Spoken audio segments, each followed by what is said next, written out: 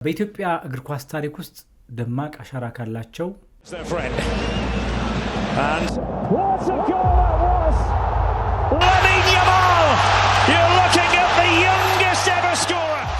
በኢትዮጵያ ሙዚቃ ታሪክ ውስጥ የራሱን አሻራ ያኖረ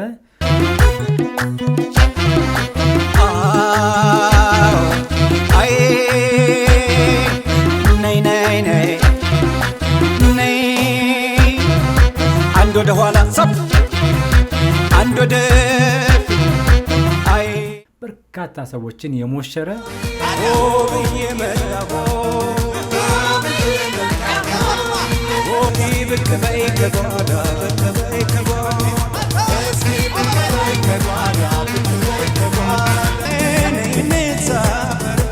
ሊያገባሽ የመጣው ሙሽራው ሲያምር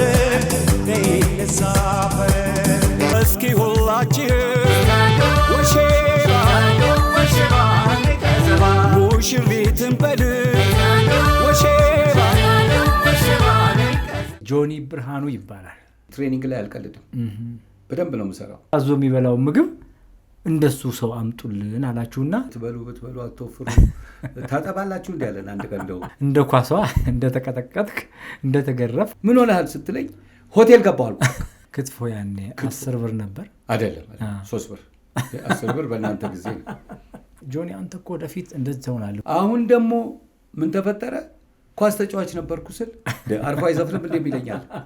መንግስቱ ወርቁን ማየት የቀን ህልምህ ነበርና የኢትዮጵያ እግር ኳስ ከብራዚል ጋር ኮምፔር የሚደረግበት ጊዜ ነበር። የሰጠህ ትምህርት ምንድነው? እዛ በመጫወትህ ያገኘው ጥቅም ምንድነው? እየፈራው ነው የነገርኩት። አዎ ስለ ለምን ጊዮርጊስ አልገባም?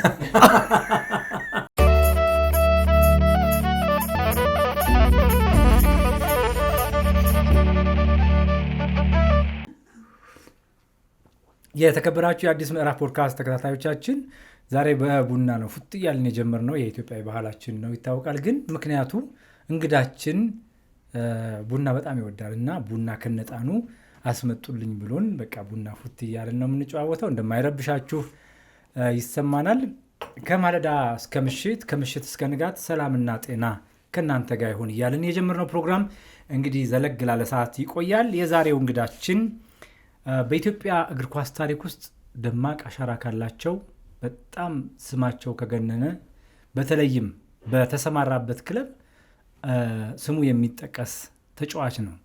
እንደገና ደግሞ አለፍ ሲልም ደግሞ በኢትዮጵያ ሙዚቃ ታሪክ ውስጥ የራሱን አሻራ ያኖረ 5 የሚያህሉ አልበሞችን እየሰራ በተለይ ደግሞ በርካታ ሰዎችን የሞሸረ ያጋባ፣ የተጋቡት ደግሞ ወልደው ከብደው በተለያየ ጊዜ አግኝተው የሚያመሰግኑት አመለሸጋ ድንቅ ድምፃዊ ነው። ዛሬ ከሱ ጋር የምናደርገው ቆይታ ስለ ትዝታው ያወራናል፣ ስለ ልጅነቱ ጊዜ ያወራናል፣ ስለ ኳስ ዘመኑ ያወራናል፣ ስለ ሙዚቃ ዘመኑ ያወራናል። ከበርካታ ታላላቅ የኳስ ተጫዋቾች፣ አሰልጣኞች ጋር ሜዳ ተጋርቷል። ከታላላቅ ድምፃያኖች ጋር በኢትዮጵያ ውስጥ ቁጥር 1 ከሚባሉት ጋር መድረክ ተጋርቷል። በመድረክ በጣም የሚያዝናና ነገር አለው። የዛሬው እንግዳዬ አመለሸጋው ለእኔ ደግሞ ቅርቤ ነው። ከእሱ ጋር ሳወጋ እየተጫወትኩ እየተዝናናው እንደሆነ ይሰማኛል።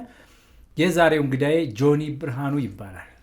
ጆኒ ብርሃኑ ራሱን አስተዳደጉን በደንብ አድርጎ ይነግረናል። ከእሱ ጋር አብራችሁ ከቆያችሁ የሚያዝናና የሚያስተምር መረጃ ታገኛላችሁ፣ ትዝናናላችሁ፣ ትደሰታላችሁ። ጥያቄዎችም ካላችሁ ደግሞ በእኛ በኩል ለመጠየቅም ዝግጁ ነን። ላይክ፣ ሼር፣ ሰብስክራይብ በማድረግ ይሄ ፖድካስት ለብዙዎች እንዲደርስ አድርጉ። አብራችሁን ስለሆናችሁ ከወዲሁ እናመሰግናለን። ጆኒ ቢ እንኳን ወደ አዲስ ምዕራፍ ፖድካስት በሰላም መጣልኝ። እኔም በጣም ደስ ብሎኛል። እንግዲህ ከብዙ ጊዜ በኋላ ነው የምታቀርበኝ። ስላረሳኝ አመሰግናለሁ። እግዚአብሔር ይስጥልኝ ስለጋበዝከኝ። አንተና ሰዓት አትጠጣጡም። ብዙ ጊዜ ለነገ ቀጠሮ ዛሬ ነው ተዘጋጅተህ የምትጠብቀው። ደግሞ እንግዶችን ወይ የቀጠረህን ሰው ለማስተናገድ በሰዓቱ ቀድመህ ትገኛለህ እና ከሰዓት ጋር ያለህ ኮሚትመንት ወይ ደግሞ ከሰዓት ጋር ያለ ትውውቅ ምን ይመስላል? እስቲ ንገረኝ። የሚገርም ከልጅነት የጀምሮ እኔ ቀጠሮ ላይ በጣም ሴንሲቲቭ ነኝ። ደም አንዳንድ ጊዜ ያጋጨኛል ከሰው ጋር። አሁን ለምሳሌ በፍላይት ልንገርህ። አሁን አይሮፕላን እኔ የምሳፈርበት ሰዓት ከሌሊቱ 7 ሰዓት ቢል እኔ ቀድሜ ከ5 ሰዓት በፊት ነው ኤርፖርት የምገኘው። እውነት ግን ነው በእውነት ግን ለምን አምልጦ ያውቃል? አምልጦኝ አያውቅም። በቃ እኔ መጨናነቁን አልወድም። መሄድ ስላለብኝ የግድ ስለማልቀር ምን አረጋለሁ ቤት ቁጭ ብዬ። ስለዚህ እዛው ኤርፖርት ውስጥ ሄጄ 3-4 ሰዓት ቡና ጠጣለሁ፣ ከሰው ጋር አወራለሁ ብዬ ሰዓቴ ሲደርስ ሄዳለሁ። አምልጦኝ ግን አያውቅም። በቃ ተፈጥሮዬ ነው እና ብዙ ሰው የሳቆብኝም አለ፣ ያደርኩበት አለ። ጠዋት ፍላይት ሆኖ አስታውሳለሁ። ጠዋት ነበረ፣ ከጠዋቱ 3 ሰዓት ነበር ፍላይቴ በኤምሬትስ። እኔ ሚድናይት አድርሱ ብዬ አድሬያለሁ። የሚገርም ነው። በቃ እንደዚህ ነኝ። የሚገርምህ ነገር ለነገሩ በጣም የተሻለ ነው። ምክንያቱም ኤርፖርትን ነገር ካነሳኸው ብዙ ሰው ሰዓቱ ሲደርስ እዛ ይሰለፋል፣ ሻንጣ ይወረውራል፣ እቃ ይረሳል፣ ቤተሰቡን እንኳን ቻው የሚልበት ሰዓት የለም። በጣም የመጨናነቅ ቀበቶ በእጁ ይጎትታል፣ ጫማ፣ ብዙ መጨናነቆች አይቻለሁ። በተለይ ሀገር ውስጥ ፍላይት ላይ መሮጡን አልወድም። እቃ ልትረሳ ትችላለህ፣ ወይ ደግሞ ትራንስፖርቴሽን ላታገኝ ትችላለህ ወደ ኤርፖርት ለመሄድ፣ ወይ መንገድ ይዘጋጋል። ስለዚህ በቃ እኔ ከዛ ሁሉ ጭንቅ እርሊ ደርሼ 4 ሰዓት 5 ሰዓት በቃ ደስ ብሎኝ እንድጓዝ ነው የምፈልገው። ስለዚህ ሰዓትህን በማክበር ደስተኛ ነህ፣ ተጠቃሚ ነህ። መልካም። የኔ ነገር የቡና ወግ ሆነና እንግዶችህን፣ ተመልካቾችን፣ የአዲስ ምዕራፍ ፖድካስት ታዳሚዎችን ሰላም ሳትል አስጀመርኩ። እስቲ ሰላም በላቸው። በአዲስ ምዕራፍ ፖድካስት ተገኝቻለሁ በልና ሰላም ብልሃቸው ወደ ጭውታችን እንገባለን። ስሜ እንግዲህ ጆኒ ቢ ነው፣ ጆኒ ብርሃኑ ነው። ዋናው ስሜ ዮሐንስ ብርሃኑ ነው። በመላው ዓለም የምትገኙ አፍቃሪዎቼ፣ ወዳጆቼ መቼም እንደመጠሉኝ የሚጠላኝ ሰው እንደሌለ አውቃለሁ።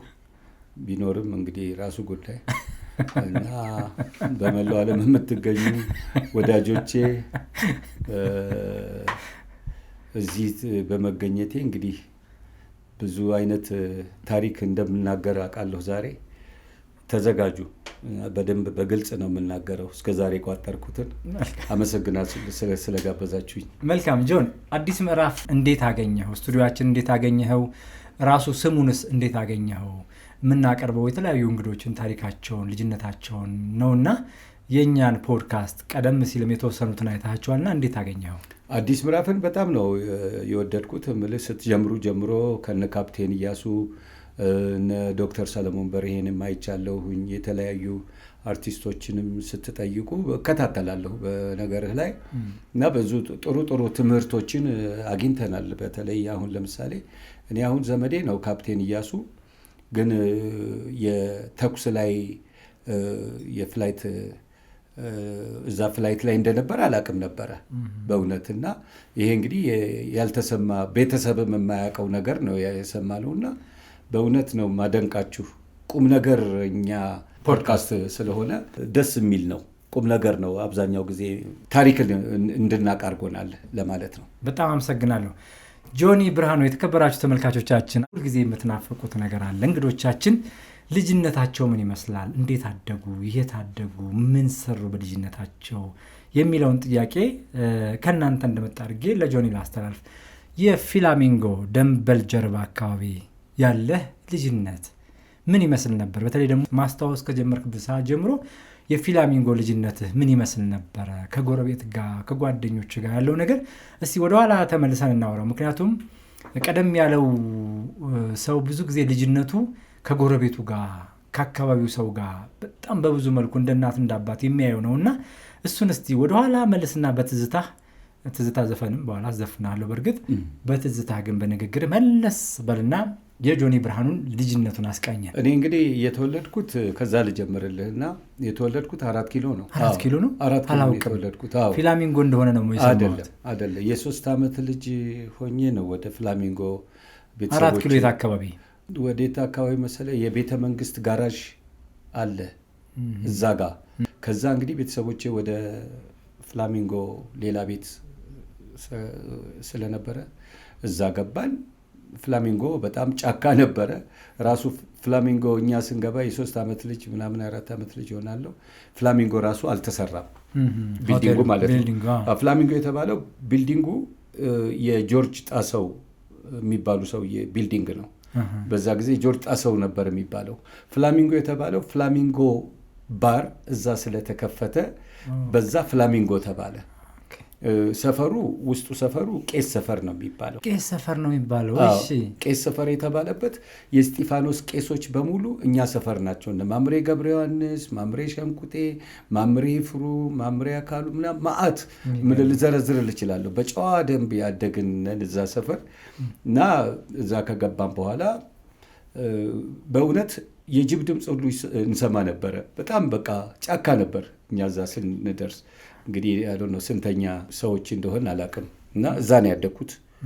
በጣም በፍቅር ነው ያደግኩት። ከዛ አክስቴ ፍሎሃ ነበረ የምትኖረው። አብዛኛውን ጊዜ አክስቴ ጋር ነው ያለሁት። በፍቅር ነው ያደግኩት አያቴ ስለነበረች።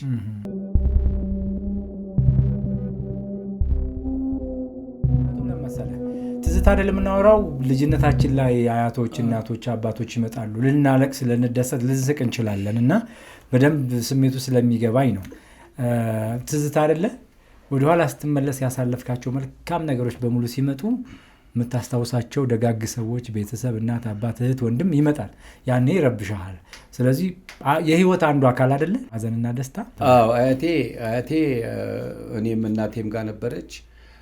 አክስቴ ደግሞ ማማዬ ዳኜ ፍሎሃ ነበረች። ሁለቱም ጋር ሌላም አክስቴ ነበረች። እኔ ቅብጥ ብዬ ነው ያደግኩት።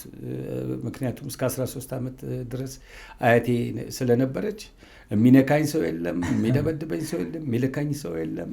በቃ ከአያቴ ጋር ነው እና የአያት ልጅ ቀበጥ ነው ይባላል። አዎ በጣም ቀበጥ ነበርኩኝ። ምክንያቱም የምሰራውንም የማውቅ አይመስለኛል ጊዜ በፍቅር ነው ያደግኩት። በእነሱ ጊዜ በፍቅር ስላደግኩ ደግሞ አሁን በማየው አንዳንድ ነገሮች እንትን ይሰማኛል። ለምንድን ነው ያ ፍቅር የጠፋው? ገባ? እኛ ቤት አሁን ለምሳሌ አክስቴ አሰላ ነው የምትኖረው። አንደኛው የእናቴ ወንድም ደብረ ብርሃን ነው የሚኖረው።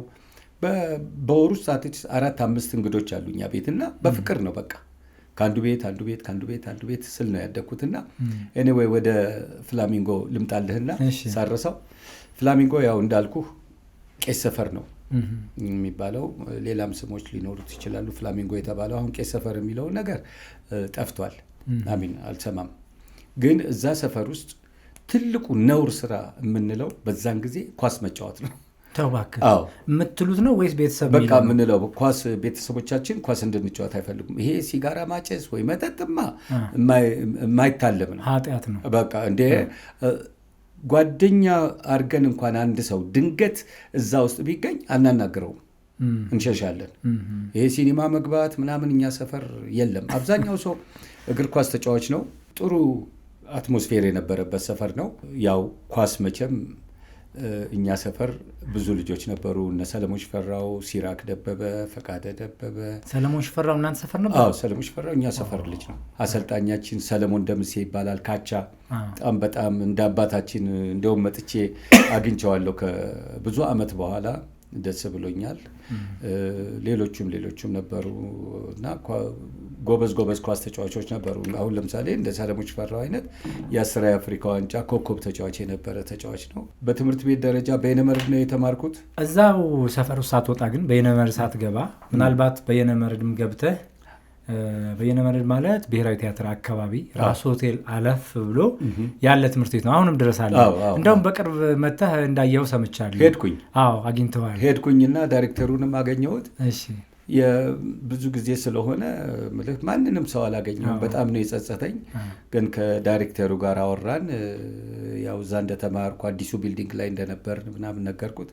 አንዳንድ ነገሮች ወደፊት እንሰራለን ብሏል። እኔም ምናልባት እግዚአብሔር ከፈቀደ አንድ የሙዚቃ ስራ እዛ ውስጥ ለልጆቹ በነፃ እንዲሰራና ከየክፍሉ እስከ 8ኛ ክፍል ነው እዛ እና ከየክፍሉ አንደኛና ወይ ሁለተኛ የወጡ ልጆችን አንዳንድ ሽልማት እንድናደርግ ከሌሎች ኮሚቴ ጋር ተነጋግረናል። እንግዲህ እግዚአብሔር ይጨመርበት። በጣም ደስ የሚል ሀሳብ ነው። በየነመርድ እየተማርክ ይመስለኛል። ኳስም እየጠፋ እየተጫወት መስቀል አደባባይ አካባቢ ኳስ እየተጫወት አንድ ልጅ እንደፈነከትክ ሰምቻለሁ። እኔው ሰምቻለሁ። እሱን ታሪክ ሰምቻለሁ። እንዴት ነው የሰማሁ? ታሪክ ኳስ ሜዳ አይደለም። እሺ እማማ በላይነሽ የምንላቸው ሴትዮ ነበሩ። የቄስ ትምህርት ቤት ያስተማሩን የኔታ መንበሩ የሚባሉ እንደ ቅዳሴ የምንሞክር ነበረ። እኔና ሰለሞን ሽፈራ በነገር ላይ ቆመን እንጸልይ ነበረ ቅዳሴ። እማማ በላይነሽ አንድ ጊዜ ምን ሆነ መሰለህ፣ እሳቸው ጋር ሳልፍ ውጭ የተሰጣ ክክ ነበር እና አንድ የሰፈራችን ልጅ አሁን በቅርብ አግኝቼዋለሁ፣ ስሙን አልናገርም፣ ክክ ዘግኖ ሲሮጥ አየሁትና እሳቸው ለእኔ ነገሩኝ። ይኸው ሲሮጥ ሲሉ ብድግ አድርጌ ስሰዶም እንትኑን ድንጋዩ እዚህ ላይ መታው። ልጁ 15 ደቂቃ እናትየው እየጎተቱት መጡኛ ቤት እና ለእናቴ የተነገረ። እኔ በመስኮት ዘልዬ አሁን አግኝቼዋለሁ። ልጁ የፈነከትከው ምን አለ? አብረን ነበር። አይ ያው በቃ ልጁ ጥሩ ልጅ ነው፣ ልጅነት ነው። አንተ መሆኑን ያውቃል መፈንከትን? አዎ ኦፍ ኮርስ። ድንጋይ አይደል ልጅነት ለአንድ እንዴት አወቅ? ለአንድ ክክ ብለህ እንግዲህ ያው እንግዲህ ስዞር አገኘው። እኔም እዛው ፊላሚንጎ አካባቢ ክክ ዘግናለሁ ብዬ በአጋጣሚ ታሪኩ ተነገረ። በጣም በጣም ብዙ ሰው የማያውቀው ነገር ነው። ልጁና እኔ እና እናቱ ናቸው። የተከበራችሁ ተመልካቾች ያው ፈንካች መሆኑን እያያችሁልኝ ወደ በኋላ እመጣለሁ። ጆኒ መቼም ልጅነት አይጠገብም እና ፊላሚንጎ መቼም ሰው በየአካባቢው ሲያድግ በተለይ ቀደም ባለው ጊዜ ከቤተሰብ አልፎ ጎረቤት ነው የሚያሳድገው ልጅን።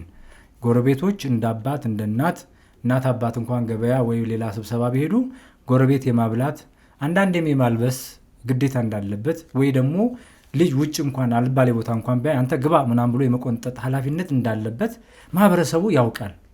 ሳይማር ሳይነገረው ግን ማህበረሰቡ የራሱን ሴት ፈጥሮ በደንብ የሚገርም የኢትዮጵያ እንደውም መቀጠል ያለበት ታሪክ ብዬ የማስበው ነው። እና እንዲህ አይነት ነገር ነበር። አንተስ እንዴት ነበር ከጎረቤት ጋር?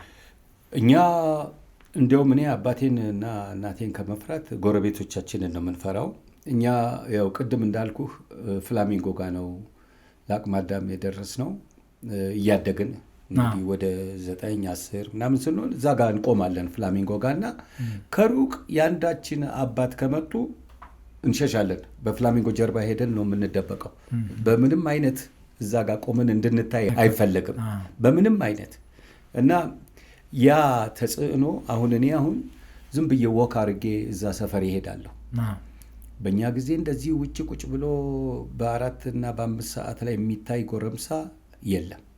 ይዘር ትምህርት ቤት ነህ ወይ ቤትህ ነህ እንጂ እንደዚህ እንዳሁኑ እንደማየው ነገር ተገለባብጦብኛል። የካልቸሩ ነገር የኛ ሰፈር እንደዚህ አልነበረም። በጣም የተከበረ ሰፈር ነው። በነገር ላይ ጎሞራው የሚባል ታውቃለህ? ጋዜጠኛ በቅርብ ያረፈ ማምሬ ገብረ ዮሐንስ የሱ አባት ናቸው። ማምሬ ገብረ ዮሐንስ ማለት በጣም የተቀደሱ ቄስ ናቸው። የእስጢፋኖስ ቄስ እስከ ቤተ መንግስት ድረስ የሚገቡ ናቸው።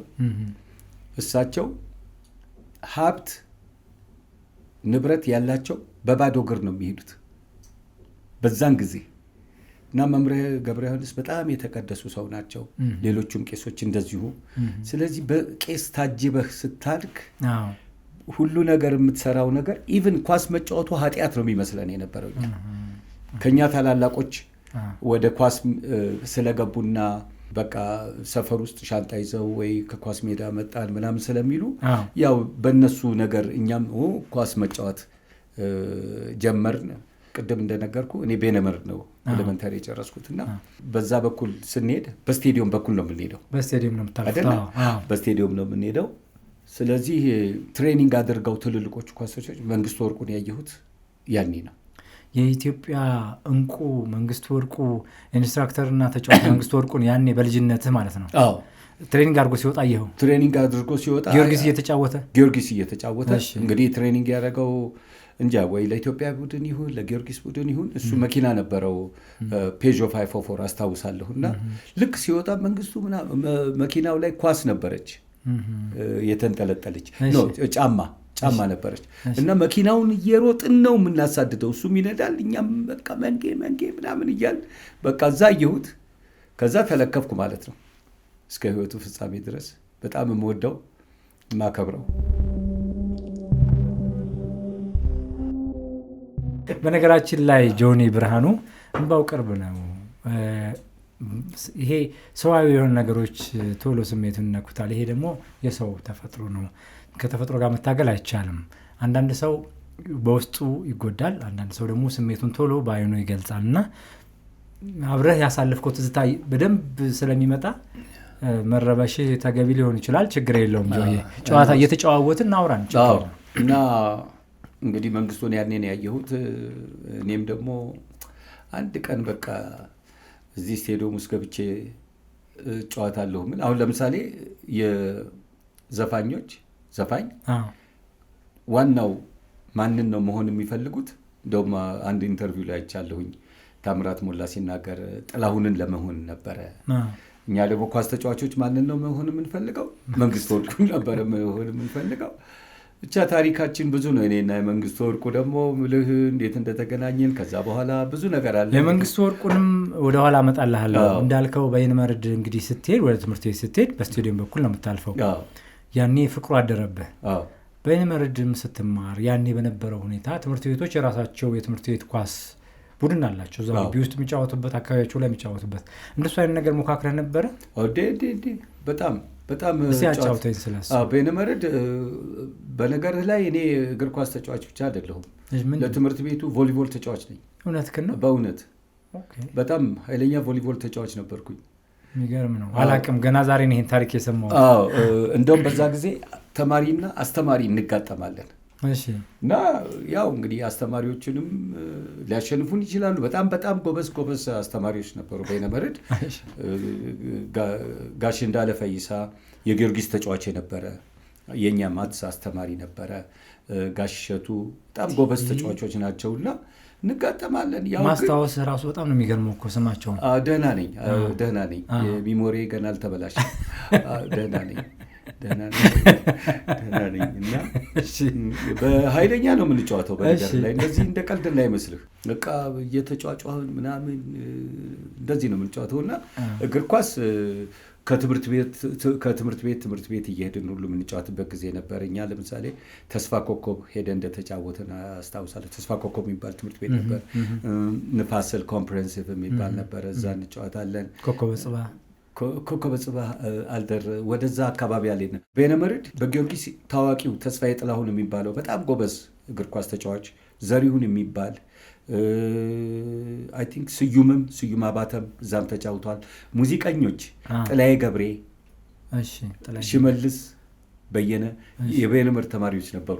የሚገርም ነው። ኢንተርቪዎቹን ስመው በጣም ይገርማል። የታወቀ ትምህርት ቤት ነበር። ምናልባት ስቴዲየሙና ትምህርት ቤቱ፣ ብሔራዊ ቲያትርና ትምህርት ቤቱ ቅርብ ለቅርብ ስለሆነ ፍላጎት እያደረ ይሆን እንደዛ ታዋቂ ሰዎች የወጡበት ይመስለኛል።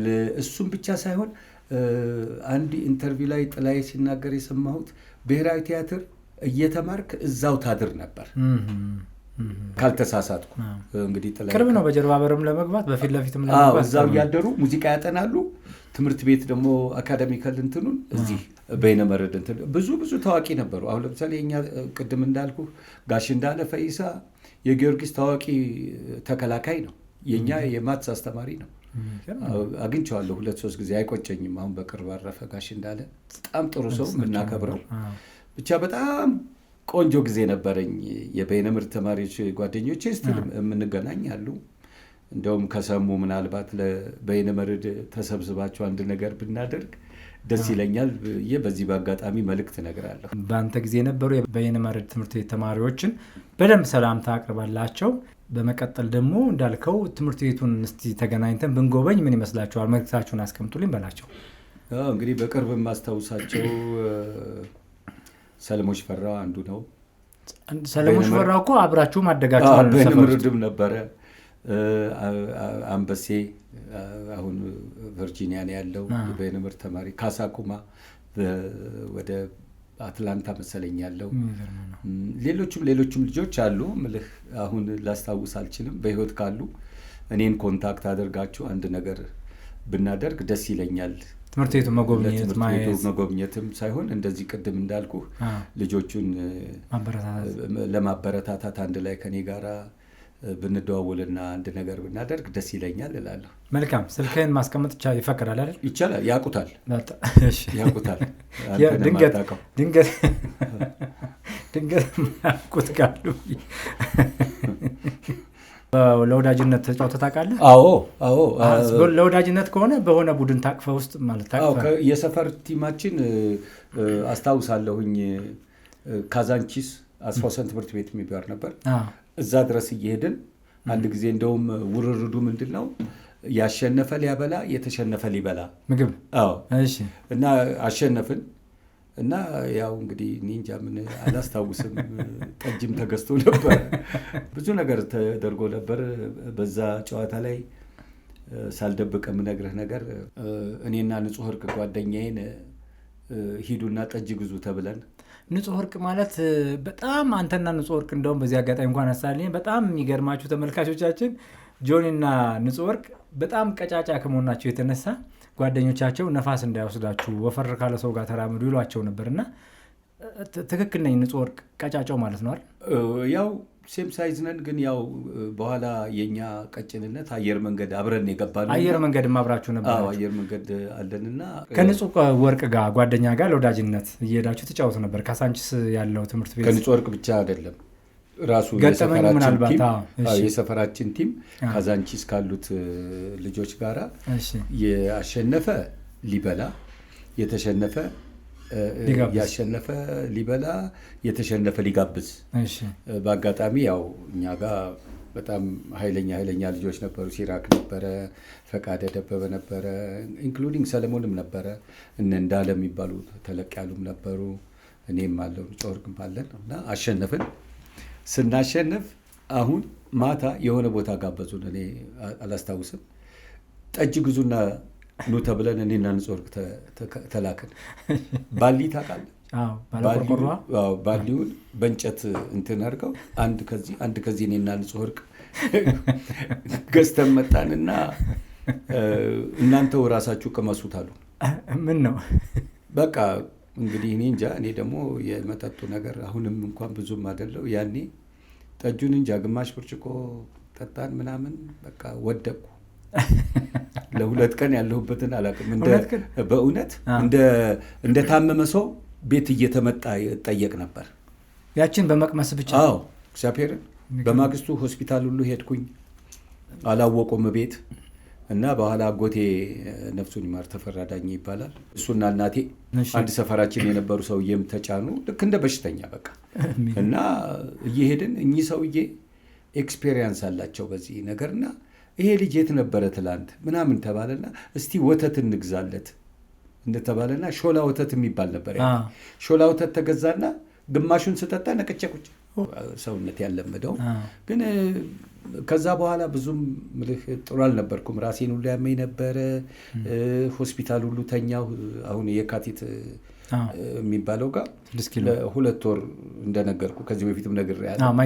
ማይግሬን ተባለ ምናምን ብዙ ጊዜ እንትን አልኩ፣ ታመምኩ፣ ሆስፒታል ተኛው። ብዙ ከፍለዋል ቤተሰቦቼ። ከኳስ ጋር የተያያዘ ነው ምናልባት ቴስታውንም እሱም ሊሆን ይችላል። ግን በቃ ክፉኛ ወድቄ ነበር ያን ጊዜ እና ከዛ በኋላ ታመምኩ። ለብዙ ጊዜ አሞኝ ነበር። በኋላ ቀስ እያለ እንትን እንደውም ፓናዶል የሚባል መድኃኒት ታዘዘልኝ። አይ ቲንክ ኦቨር እንጃ ለ1 ዓመት ያህል እሱን ብቻ። አሁን ደህና ነኝ። በተለይ ቡና ከጠጣሁ ደህና ታታስኪ በፉት እያልከስ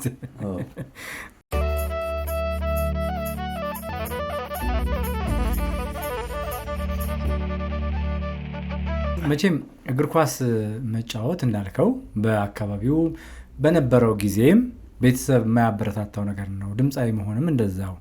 ይሄ ከአርት ጋር በተያያዘ ከኳስ ጋር በተያያዘ ቤተሰብ ብዙ ጊዜ አይፈቅድም። ዶክተር፣ ፕሮፌሰር፣ ኢንጂነር ወይ ደግሞ አለፍ ሲል መምህር እንድንሆን ነው ቤተሰቦቻችን እንትን የሚሉት እና ያንተ ቤተሰቦች እስቲ እንደው ከኳስ ጋር በተያያዘ ያለህን ስሜት ይደግፉት ነበር ወይስ አይደግፉትም? አይደግፉም ነበር ስልህ አባቴ አሁን በጣም ኃይለኛ ነው። ኳስ እንዲያውም አንድ ጊዜ በጣም ነው የተደበደብኩት በኳስ ምክንያት። አንድ ጊዜ ምን ሆነ መሰለህ፣ ስቴዲየም እንዳትደርስ ተብዬ የእኛ ቤት ፍላሚንጎ ጋር ነው ቤቱ። ስቴዲየም ሲጮህ እንሰማለን፣ ጎል ሲገባ ወይ ሲሳት። እኔ ሊያልቅ ሲል ሄድኩ። በቃ አልቋል። ስመለስ አባቴ ገብቷል። የት ነበርክ ሲለኝ እዚሁ ነበርኩ ስል አውቋል። አትሂድ አልተባልክም ወይ ተብዬ የተደበደብኩትን መደብደብ ባለቀ ሰዓት ሄድኩ። የሚገርም የሱስ ነገር በ90 ደቂቃው ኧረ ምንም ዘጠና በቃ ኤክስትራ የሚባለው አሁን ነው። እና ኳሷን ኳስ ታዲያ የምነግርህ ነገር ከአደግኩ በኋላ እንትን አየር መንገድ ያው ብዙ ልጆች መጥተው ነው የተመረጥነው። ተመረጥኩና ገባሁ። እኛ የገባ ነው ለእንትን ነው ቴሴራ የሚባል አሁን ብዙ ሰው ላያውቀው ይችላል። ቴሴራ ስቴዲየም መግቢያ ነው። ስቴዲየም መግቢያ መታወቂያ እንደማለት ነው። ብራቮ በቃ አይዲ ነው። ስቴዲየም መግቢያ ፈለግን። ከዛ አየር መንገድ ሄድን። አየር መንገድ ወደ 200 ምናምን ሰው ልጆች ነበር። ከዛ ስንመረጥ 40 ሳንቲም ይሰጠናል። ማለት 40 ሳንቲም ከተሰጠህ ተመርጠሃል፣ የሚቀጥለው ቅዳሜ እንድትመጣ ማለት ነው። ያቺ 40 ሳንቲም ትራንስፖርቴሽን ነች። እንደዛ እየተባለ እኛ 40 ሳንቲሙን በእግራችን ነው የምንመጣው፣ ምክንያቱም ፓስቲ መብያ ነው የምናደርገው፣ ቅርብ ነው፣ በእግራችን ነው።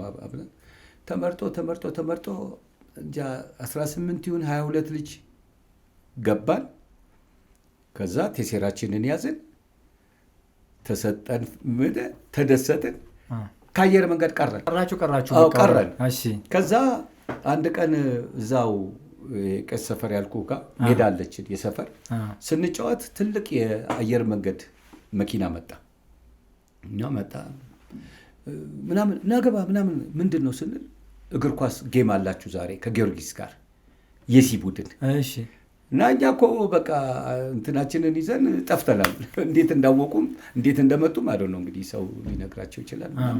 ተነስተን እዚህ ስቴዲየም አሁን የሆነ ቤቶች ተሰርተውበታል። ቀይ አፈር ሜዳ ነበረ። ከስቴዲየም ውጪ ነው የምትጫወተው የሲ ቡድን ስንጫወት እና እዛ ላይ በጣም ጭቃ ነበረ። ደግሞ አንደኛ አፈር ነው፣ ሁለተኛ ጭቃ ነው ምናምን እና በዛ ነው የተጫወትነው። እና የመጀመሪያ ጨዋታችን ከጊዮርጊስ ሲ ቡድን ጋር ነበረ እና እዛ ላይ የተጫወትን። እኔ የተጫወትኩት ጊዜ 7 ቁጥር ነበርኩ። ቀጭን ስትሆን ብዙ ጊዜ ሯጭ ነው የምትመስላቸው ክንፍ ላይ እና አይደለም፣ ሯጭ አይደለህም።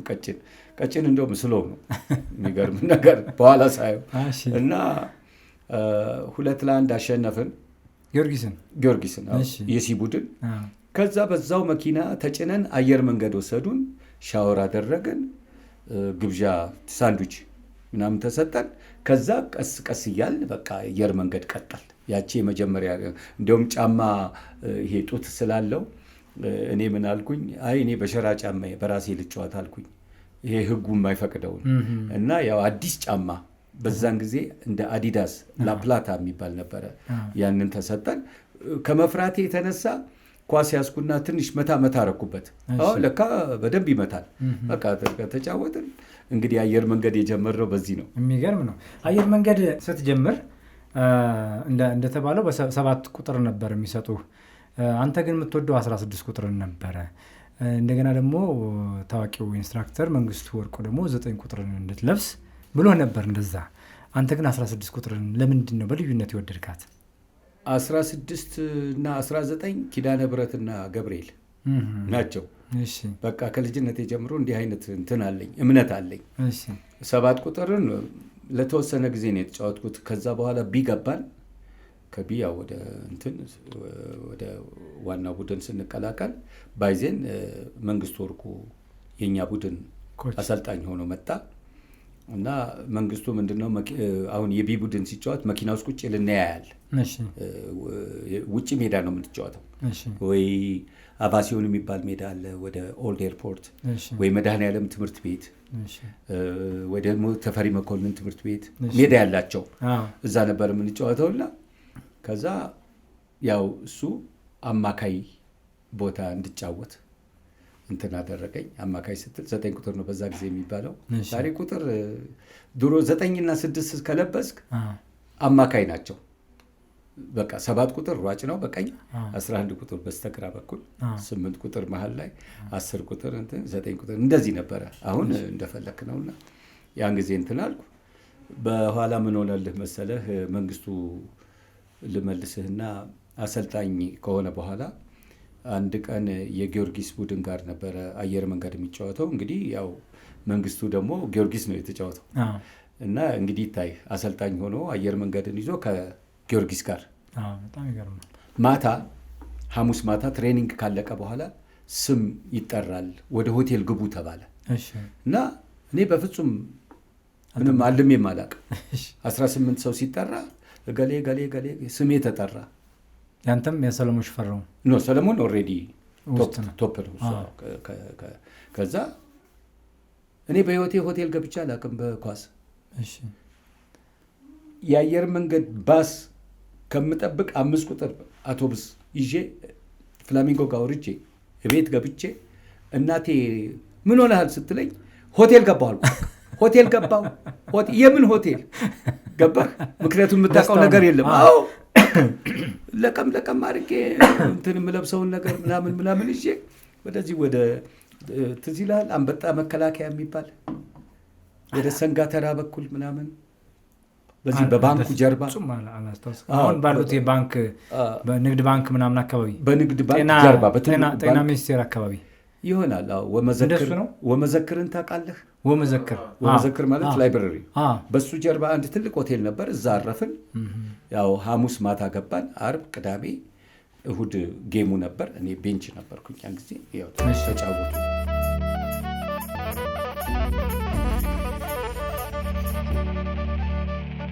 የተከበራችሁ የአዲስ ምዕራፍ ፖድካስት ተከታታዮቻችን ከድምፃዊና እግር ኳስ ተጫዋች ጆኒ ብርሃኑ ጋር ቆንጆ ጊዜ ያሳለፍን ነው። አብራችሁን ከሆናችሁ ደግሞ በርካታ የሚያዝናኑ የሚያስቁ ትምህርት የሚሆኑ በተለይም ደግሞ የህይወት ልምዱ ብዙ የሚያስተምረን ነው። ጥንካሬው፣ ከሰው ጋር ያለው አግባብ፣ በህይወት ውስጥ የተጓዘባቸው ቦታዎች፣ የስራ ባህሪዎች ብዙ ነገር ያስተምሩናል እና የትም ሳትሄዱ አዲስ ምዕራፍ ፖድካስትን ተከታተሉ። ለሌሎች እንዲደርስ ደግሞ ሼር፣ ሰብስክራይብ አድርጉ አደራ ነው የምንላችሁ።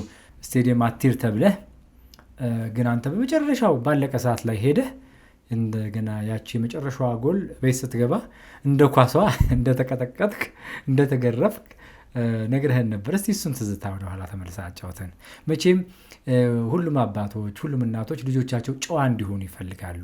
ከቤት ያለ ትእዛዝ መውጣት ከትእዛዝ ውጭ መሆን ስለሆነ ለዛ ነው ቅጣት የጠበቀህና እንዴት ታየዋለህ?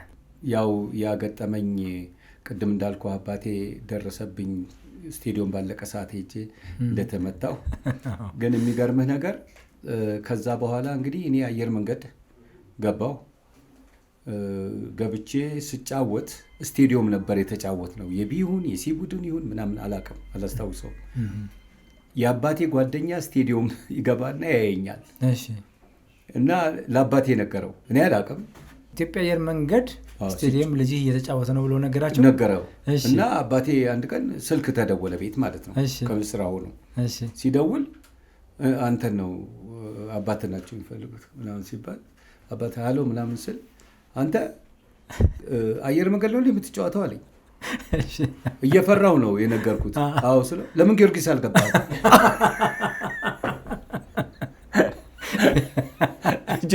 ብታምንም ባታምንም ጆሮዬን አላመንኩም። እንደዛ የመታኝ ሰውዬ እንደገና እንዴት እንዲህ ሊለኝ ቻል አልኩ። በቃ የጊዮርጊስ ደጋፊ ነበሩ። እኔ አላውቅም።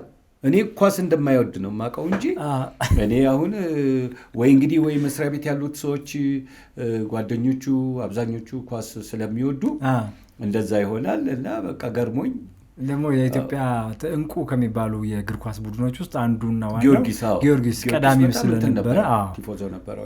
ለዛ ይሰማሉ፣ ባይወዱም ይሰማሉ። እኔም በልቤ እኮ ብዙ ሰው ያውቃል። የጊዮርጊስ ደጋፊ ነበርኩ በዛ ጊዜ እና ያው አየር መንገድ ግን ያው ለሰፈሬም ለዲሲፕሊኑ ብለህ ነው እንጂ አየር መንገድ የተጫወት ጊዮርጊስ ሰፈራችን ያው ስለሆነ እንጂ ይሄ ገጠመኝ ነው በአባቴ በኩል ገባህ።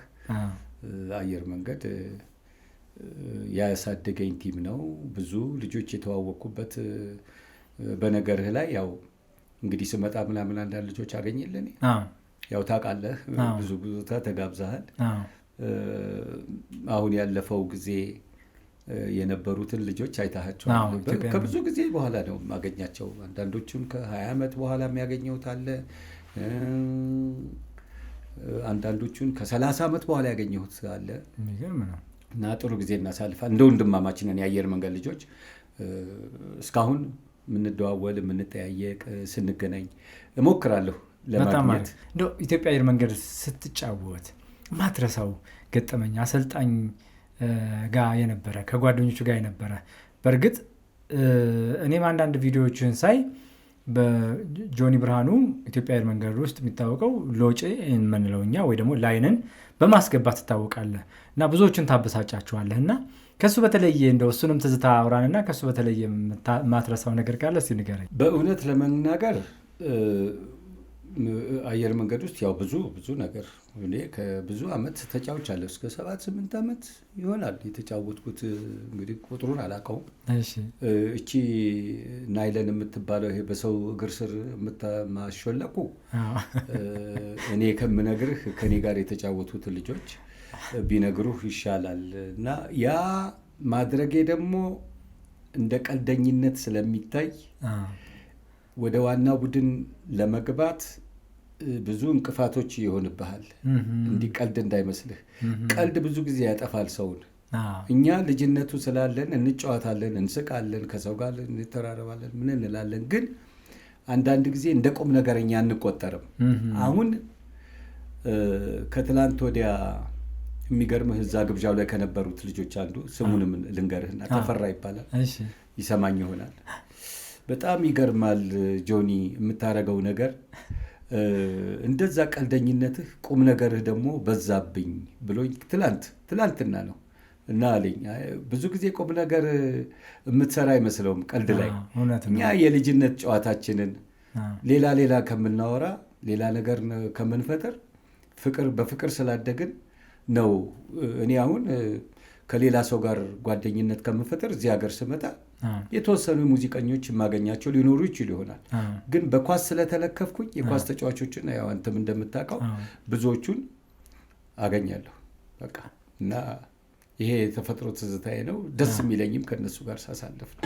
ከእነዚህ ጋር ስንጫወት የመጀመሪያውን ግብ ንጉሴ ያገቡ እነሱ ላይ ይህንን ቀፎ የነካው አንተ ነህ። የሚመጣውን ውርጅብኝ አንተው ትቀበላለህ።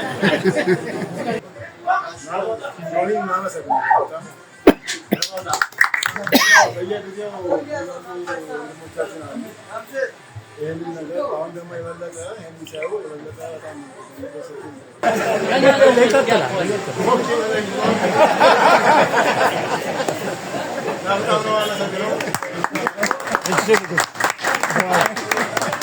ናይንን ስታስገባ ወይ ሎጨኛ እንደምንለው ስታስገባ የተበሳጨብህ ተጫዋች ወይ ደግሞ አሰልጣኝ እንደዚህ አታብዛ ያለህ ይኖር ይሆን?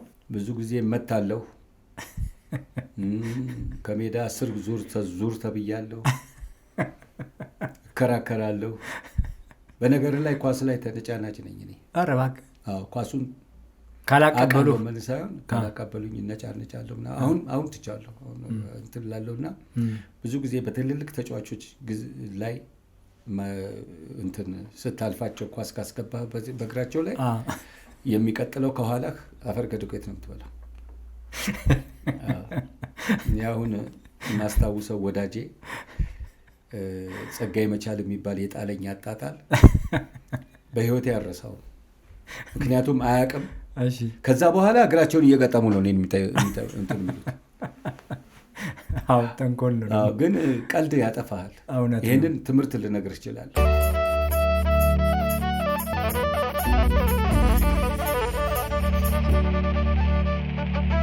ከማለዳ እስከ ምሽት ከምሽት እስከ ንጋት ሰላምና ጤና ከእናንተ ጋር ይሁን። ይህ አዲስ ምዕራፍ ፖድካስት ነው።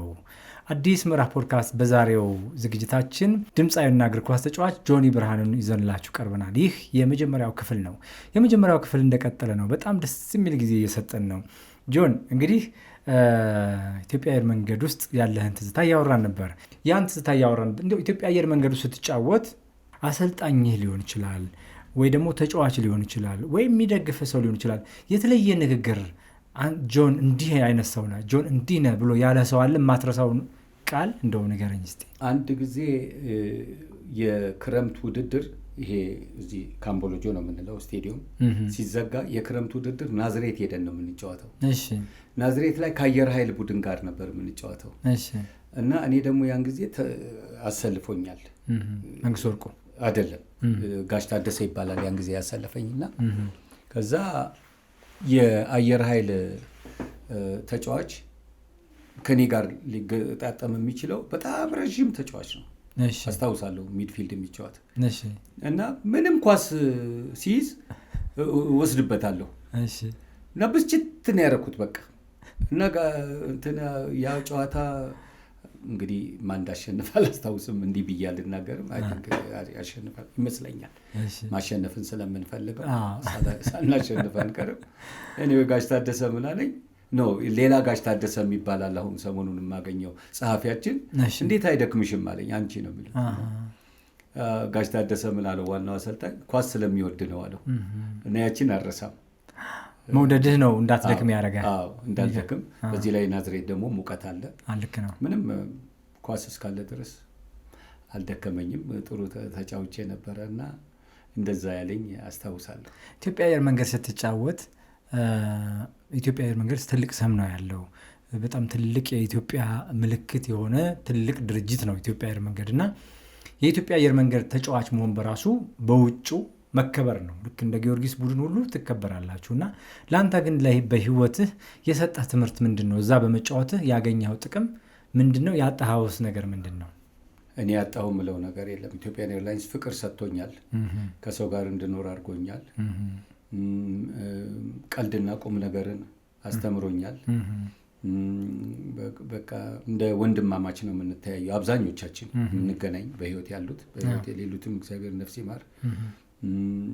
ሌላው ከሌላው ቡድን ሻል የሚለው ምንድነው? አየር መንገድ ጨዋታ እየታየ ገንዘብ ይሰጣል።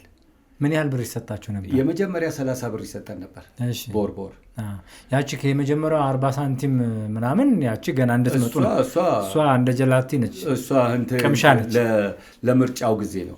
እሷ ለምርጫ ስትመረጥ የሚሰጥህ የሚቀጥለው ቅዳሜ እንድትመጣበት ነው። ይሄ ግን በኋላ ላይ 30 ብር ይሰጠናል። በኋላ ላይ 60 ደረሰ። ዋና ቡድን እያለ ማለት ነው። ዋው ወደዛ እየገባን 60 ብር፣ ከዛ በኋላ እንደውም 120 ብር ደርሰናል። በጣም ብዙ ገንዘብ፣ በጣም ብዙ ገንዘብ። የሚገርምህ ነገር ምን አረክበት? እንደ መጀመሪያ 120 ብርህን ትልቅ ብር ነው። ልጅ ነህ፣ በቤተሰብ ቁጥጥር ውስጥ ነው ያለኸው። እንደው ምን አረከው? እኛ ያን ጊዜ የሚገርምህ ሳንቲሟን ስናገኝ ገንዘቧን እኔና ጓደኛዬ ሰለሞን ሽፈራ የመጀመሪያ አውቶቡስ ይዘን የምንመጣው በቀላይ ክትፎ ቤት የሚባል አለ እዚያው እኛ ሰፈር። የመጀመሪያ በቀላይ ክትፎ ቤት ነው የምንመጣው። ክትፎ ያኔ 10 ብር ነበር አይደለም? 3 ብር። 10 ብር በእናንተ ጊዜ ነው። 3 ብር ነው የማውቀው። አሁን እኮ 2-0 ጨምሮ መጥቷል። አሁንማ እንዴ ትቀልዳለህ? 2-0 ብቻ አይደለም ከዛም ከፍ መኪና ትገዛ ነበረ በአሁኑ ክትፎ። እኛ ያን ጊዜ 3 ብር ነው።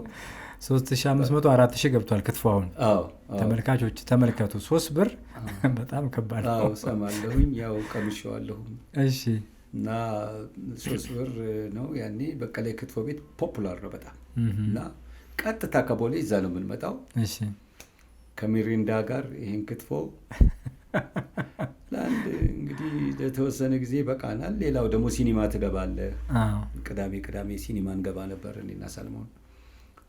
ያው ኦቾሎኒ ምናምን ገዛዝተበት ያልቃል። ሌላ ነገር እንግዲህ ለቤተሰብ እንደው የሆነ ነገር ክፍያ ሲጀመርልህ መቼም ለቤተሰብ የምንናገረው ነገር ይኖራል። የሆነ ነገር አገኘን ምናምን የምንለው ነገር ይኖራል። ምክንያቱም እድሜያችን ቢፈቅድም ግን ቤተሰብ ገንዘብ ስንይዝ እንዳንባልግ ስለሚፈልግ ይጠይቀናል። ከቤተሰብ ጋር ያረከው ነገር ውይይት ነገር የለም? የሚገርምህ ነገር አንድ ቀን ነግሬ አላውቅም ገንዘብ እንደማገኝ። ግን የታክሲም ይሰጥሃል ከቤት? አይ ቅርብ ነው። እኛ እኮ እዚህ ፍላሚንጎ ጋር ከቆምክ እኔ የአየር መንገድ መኪና ብቻ ሻንጣህን የአየር መንገድ ሻንጣ አለን፣ እሱን ይዘን ብቅ ማለት ነው። በነገርህ ላይ አየር መንገዱ ቲኬት ይሰጠን ነበር፣ የአውቶቡስ የአንበሳ አውቶቡስ የወር። እሱንም ላለመጠቀም እኛ ፍላሚንጎ ጋር የሆኑ ሰዎች ይቆማሉ። ልክ ሲወጡ ለምሳሌ አሁን በቅርብ ያገኘሁት ገረመው ዘርጋው ትልቅ ተጫዋች ነው። በዛ ጊዜ ቮልስቫገን መኪና ነበረው። እኔና ንጹህ ወርቅ ከሰፈር እንወጣልና ገረመው ፍላሚንጎ ሁልጊዜ ማኪያቶ ቡና ይጠጣል እና ቀስ ብለን እናየውና እንደበቃለን። እሱ ወደኋላ መኪናውን ሲያደርግ እኛ ልክ አውቶቡስ እንደሚጠብቅ እንወጣለን። እሱ ያቆምልናል። በቃ ስለሚያውቅ ያቆማል። ሁለታችንም ከኋላ ነው የምንቀመጠው። ለምን? ሪስፔክት። በእውነት ነው የምነግርህ። እና ከኋላ እንቀመጣለን እንትላለን። በነገር ላይ ስለ ገንዘብ እኔ ቤተሰቦቼን አቢዩዝ አድርጌያለሁ። ማለት ማለት ጥሩ ነው። ለምን ሆስፒታል ተኛው። እሺ ያ ሆስፒታሉን እናትና አባቶች ከፈሉልኝ። አየር መንገድ ሪሲቱን አምጣ ሲባል ያንን እንትኑን ሪሲቱን ወስጄ የሰጠው ለቤት እንድሰጥ ነው ገንዘቡን ያደረጉኝ። አልሰጠሁም እኔ ብዙ ብር ነው። ምን አረክብን? እዚህ አሁን ያለንበት ሰፈር መኪና መማሪያ ነበር። መኪና እየተከራየው እኔና ሰለሞን ሽፈራ እየሰማኝ ነው አሁን። በቃ መኪና እየተከራየ ቮልክስቫገን መኪናዎች ይከራዩ ነበር እዚህ ሰፈር። ሰውየው ደግሞ አበበ ይባላል አስታውሳለሁ፣ ይሰጠኛል። በቃ ተከራይተን ዝም ብለን መዞር ነው። መንጃ ፍቃድ እኮ የለኝም። እጄን እንዲህ አድርጌ ድንገት እንግዲህ አባትህ በጣም ኃይለኛ ናቸው፣ ስትሪክት ናቸው ነገሮች ላይ። ድንገት መኪና ስታሽከረክር ቢያዩ ምን ሊፈጠር ይችላል? እሱ አይታሰብም። እንግዲህ እግዚአብሔር ገላግሎኛል እንጂ ቢያየኝ አንደኛ ነገር መንጃ ፍቃድ የለኝም፣ ሁለተኛ ገንዘብ ከየት መጣ ጥያቄ ይኖራል። ሚስጥሩ ዛሬ ነው የወጣው። ዛሬ ነው ሚስጥሩ የወጣው። ቤተሰብ ይሰማል እንግዲህ። ባለዕዳ ነህ ከነወለዱ። በትንሹ ቢሆን መልሻለሁ። ይሁን። በነገራችን ላይ አንተና ንጹህ ወርቅ ከነበሩት ተጫዋቾች በተክለ ቁመና በሰውነት ቀጫጭ ትሉ ነበር እና መወፈር ትፈልጉ ነበር እና ወደ አንድ ምግብ ቤት ጎራ ብላችሁ እዛ ምግብ ቤት ገብታችሁ አንድ ወፍራም ሰው አዞ የሚበላው ምግብ እንደሱ ሰው አምጡልን አላችሁና ለመወፈር ፈልጋችሁ ምግብ እንዳዘዛችሁ ሰምቻለሁ። እንደው ይሄ ምን ያህል እውነት ነው? ትክክል ነው። የሚገርምህ ነገር አየር መንገድ ያው ሳንድዊች ምናምን ይሰጥሃል ከኳስ መልስ፣ ከሻወር በኋላ ትበላለህ፣ ያው ቤትም ትበላለህ። እኛ ግን የተለየ ምንድን ነው ተክለ ሰውነት ነበረን እኔና ንጹህ ወርቅና አንዱ ኳስ ተጫዋች እናንተ በቃ ብትበሉ አትወፍሩ ታጠባላችሁ እንዲ ያለን አንድ ቀን እንደው እና ከዛ እኔና እሱ ፒያሳ ክሪሜሪ የሚባል ሬስቶራንት ነበር። አንድ ቅዳሜ እዛ ሄድን እና ከማዘዛችን በፊት ትንሽ በሰውነት ዳጎስ ያለ ሰው የሚበላውን ፈለግን እና ላዛኛ ነበር ያኔ ቢያደ አንድ ብር 75 ሳንቲም ብር ከ50 አዶ ነው። ያንን ሁለታችንም አንድ እንደማዘዝ ሁለት አዘዝን ለመወፈር ቶሎ። ከዛ ደግሞ በላና የሚገርም ያንን ሳንጨርሰው ነው የምንወጣው። ሁለታችን አፕታይታችን ይሄን ያላደረ። ከዛ ሌላ ያንንም በልተን እንደገና ሌላ ጊዜ ደግሞ ገንዘብ ከሌለን ዳቦ በሙዝ እንበላለን። ልጅነት። ከዛ እንለካካለን ጡንቻችንን። የኔ ወፈረ ምናምን ግን ምንም ኪሎ ከፍ አለ። ምክንያቱም በጣም በነገር ላይ እኔ እንዲህ ኳሱ ላይ ልቀልድ እንጂ ትሬኒንግ ላይ አልቀልድም። በደንብ ነው የምሰራው። በትንሹ ኢትዮጵያን ኤርላይንስ የራሳችን ሜዳ ስለነበረ ብታምንም ባታምንም ከፊዚካል እንትኑ ከመስራታችን በፊት ሩጫ 15-20 ዙር እንዞራለን። አንድ ጊዜ እንደውም ወደ ውጭ ሀገር ሊኬድ ታንዛኒያና ኬንያ ለመሄድ ተመርጠን እዛው አየር መንገድ ውስጥ እንዞርና የቦሌም መንገድ ይዘን ባታምንም ይሄ አሁን ያለው መንገድ አስመራ መንገድ ነው። አስመራ መንገድ ይባል ነበር። አስመራ መንገድን እንይዝና በኡራኤል አድርጎ በ22 ጎላጎል በዚህ ሰፈር እናደርግና ቦሌ ቁጠባ የሚባል ቤት ነበር። በዛ አድርገን ኤርፖርት እንመለሳለን። የሚገርም ነው። ከነ ኃይሌ በምን ተናነሳችሁ? ገንዘብ አላገኘንም። ገንዘብ ብናገኝ እኩል ነበር። ጆኒ ብርሃኑ ጆኒ ቢ ይባላል። ጆኒ ቢ ያለው አንድ ከጃማይካ የመጣ ተጫዋች ነው እና እስቲ ስለሱ ገጠመኝ ንገረኝ። ለምንድን ነው ጆኒ ቢ ያለ? አለን ኮል ይባላል። አለን ኮል ነው የሚባለው። ጃማይካዊ ተጫዋች ነው። እንዲሁም አሁን በቅርብ አረፈ።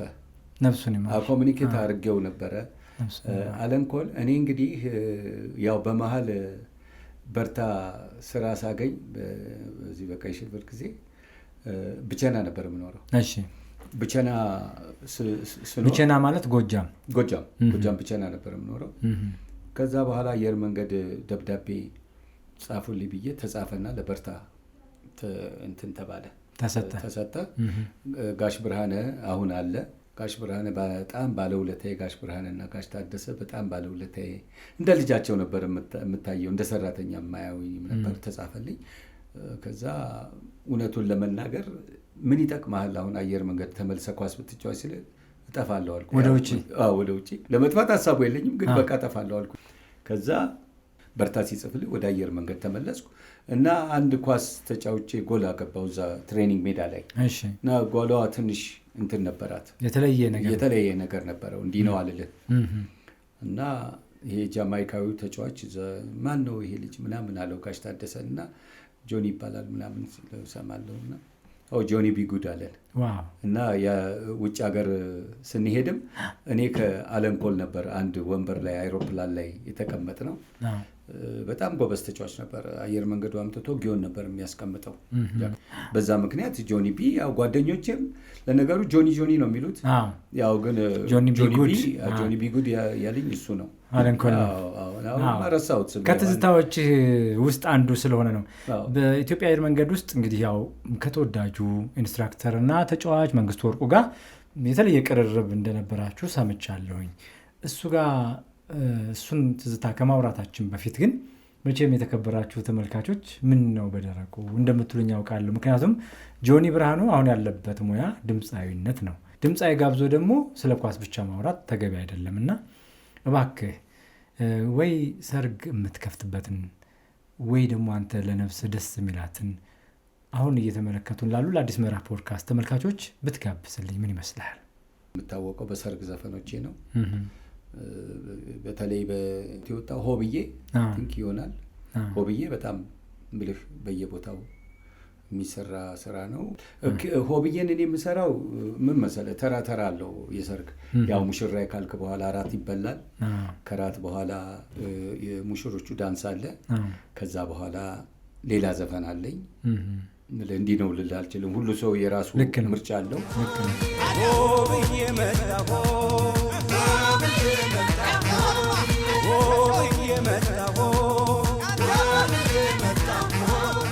እግዚአብሔር ይመስገን። የኔ የሙዚቃ ወይ የኔ ታሪክ ወይ የኔ ህይወት ብዙ ሰው አደናግሯል። ዛሬ ድንገርህ እኔ እንግዲህ ያው በኳስ ነው ያደግኩት። ልክ ነው። ኳስ ነው ያደግኩት። ኳስ መጫወቴ ደግሞ ወደ ሙዚቃው ዓለም እንድገባ ካረገኝ አንዱ ነው። ግን ከኔ በላይ ግን ደግሞ ሙዚቃን በደንብ የሚሰራት ሰለሞን ሽፈራው ነው። አብሮ አደገ። ኢትዮጵያ 100% የምነግርህ ሰለሞን ማለት ከፈለከው ሰው ጋር የምታወዳድረው ነው በሙዚቃ። ሰለሞን የሚዘፍነው ዘፈን የጥላሁንም በል የመሐሙድም በል የፈለከውን ዘፈን ሰለሞን በጠዋት ጉሮሮ ይሰራዋል። እንዴት ወደ ድምፃዊነት አልገባም? ያው የህይወት ነገር ነው። አንዳንድ ሰው በኢንጂነር ተመርቆ ሌላ ነገር ላይ ይወጣል ወይ የእግዚአብሔር እንትን ነው እና እኔ ሙዚቃ ዓለም እንድገባ ያደረገኝ ኳስ መጫወቴ ነው። ልነግርህ የፈለግኩት የሙዚቃ ህይወቴ ብዙ ሰው አደናግሯል። እኛ ሀገር ወይም ደግሞ አንዳንድ የሰለጠኑ ዓለም ላይ አንዳንድ ችሎታ ሲኖርህ መልቲ ታለንትድ ነው ገሌ ብዙ እውቀት አለው ይባላል። እኛ ሀገር ግን ኢንጂነር ከሆንክ ወደ ዶክተር ድንገት ብትለወጥ የሚጠራ እዛው ኢንጂነር ላይ ነው እንጂ ዶክተርነቱን አይፈልገውም። በጣም ትክክል። እኔ እንጃ ወይ እንደው ቅን ሆኜ ልንገርህ እኔ አሁን በኳስ የሚያውቁኝ ልጆች በእውነት ነው የምነግርህ ድምፃዊ ነው ሲባል ብዙ ነገር ሰምቻለሁ። ግን የአምላክ ስራ ነው። ያንንም ህይወቴን አድንቀውኝ እስከዛሬ አብረውኝ ያሉ ሰዎች አሉ። እስከዛሬም አይተውኝ የማያውቁ ኳስ ተጫዋቾች አሉ መድረክ ላይ በፍጹም የሚገርም ነው። እና አሁን ነው አሁን ደግሞ ምን ተፈጠረ? ኳስ ተጫዋች ነበርኩ ስል አርፋ አይዘፍንም እንዴ ይለኛል። እንደምን አለ 2-3 ሙያ አለው ቢባል ምን ችግር አለው? እና አስቸጋሪ ነው ህይወቴ። ግን አምላክ ይመስገን፣ ተመስገን በእውነት ደስተኛ ነኝ።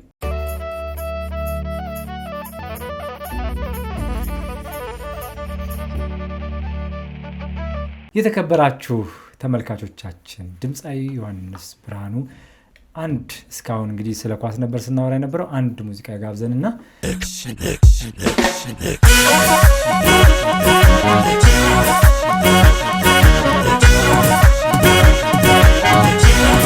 ዘመዳ ሪኩም ዘመዳ አንቻሩም አሎታ ዘመዳ የማቀናው የለኝ ዘመዳ አንቻሮም አልወጣ ዘመዳ የማቀናው የለኝ ዘመዳ ካንቺ ጋር ብቻ ነው ዘመዳ እኔስ ጉዳይ ያለኝ። ከመንግስቱ ወርቁ ጋር እንግዲህ ልጅነት እስጢፋኖስ ጋር ድንጋይ ቁጭ ብለህ መንግስቱ ወርቁ ሲወጣ ለማየት መኪናው ሲያልፍ ለማየት ከሱ ጋር ለመሆን ለመታየት ብዙ ሰው ይፈልግ ነበር። አንተ ደግሞ በተለየ መልኩ መንግስቱ ወርቁን ማየት የቀን ህልምህ ነበር እና እስቲ የእስጢፋኖስ እና የመንግስቱ ወርቁ ትዝታህን አጫውተን። ሰዓት ይበቃናል፣ እባክህ ላሳጥረው ብቻ እባክህ 3 ሰዓት ቢሆን። መንግስቱ ወርቁ እስጢፋኖስ ፊት ለፊት ያለው ቤንዚን ጣቢያ የመንግስቱ ወርቁ ነው። እሺ። እና ያው መንግስቱን ስለምወደው እኔም ሆንኩ ጓደኛዬ ንጹህ ወርቅ ነፍሱን ይማር አሜን፣ ቅዳሜ የኛ ስራ ጠዋት 1 ሰዓት ተገናኝተን ቀጥታ እስጢፋኖስ ግንብ ላይ ቁጭ ብለን ፊታችንን ወደ ቤንዚን ጣቢያው አድርገን ማለት ነው። ግንብ ነበረ አውቶቡስ ማቆሚያ እዛ ላይ ቁጭ እንልና መንግስቱ ነው የምንጠብቀው። ምክንያቱም ያው እሱ ግን አርፍዶ ነው የሚመጣው። ገባ። እኛ ደግሞ በ3 ሰዓት ሴንት ጆሴፍ ሜዳ ነበረ፣ ከሱ ጎን ሌላ ሜዳ አለ ከሴንት ጆሴፍ ሜዳ ውጭ። እዛ ያው ቅርባችን ነው፣ እዛ ኳስ የምንጫወትበት ነው። ቁጭ ብለን እንጠብቃለን። ይመጣል፣ ዝንጥ ብሎ ነው የሚመጣው። ሲወጣ ያውና እንላለን፣ ሲገባ ደግሞ ገባ ምናምን እንላለን። በቃ አንድ ሰዓት ያህል ሜቢ 2 ምናምን እናየዋለን። በዚህ ላይ ደግሞ እሱ ቤንዚን ጣቢያ ለማስቀዳት ብዙ ሰው ይመጣል ከሌላ ቦታ በቃ እና ስሙንም ፈልገውት ስሙንም እሱንም ለማየት ይመጣሉ። በነገር ላይ ቤንዚን እዛ ስትቀዳ አንድ ሰሞን ጊዮርጊስ ስቲከር ነበር ይለጠፋል እና ታክሲው በል ፕራይቬት መኪናው በል ምናምን በቃ እሱን ለማየት በጣም ምልህ ጥሩ ቦታ መቀመጥ አለብህ። ገባ ብሎ ነው ወጣ ብሎ ነው ገባ የሚለው። በዚህ ላይ ትልልቅ ሰዎች ይመጣሉ ከሱ ጋር ለማውራት፣ ቆሞ ያወራል ምናምን ይላል እና በቃ እኔ እንዴት ብዬ ልንገርህ። እና በኋላ ግን ምን ሆነ፣ አንድ ጊዜ ስቴዲዮም ሄጄ መግቢያ አጣሁ እና በጣም እንትን ነኝ የሆነ ነገር ይመጣልኛል ብቻ። እሱ መኪናው ሲመጣየው በዚህ አሁን በዚህ በትሪቡን በኩል መኪና ይቆማሉ እና እሱ መኪና አለው እና ልክ ሲገባ ተከትዬ ገባሁ። በሩ ተከፍቷል እና ከውስጥ ያን ጊዜ የሚነዳት መኪና ማስታንግ ነበረች።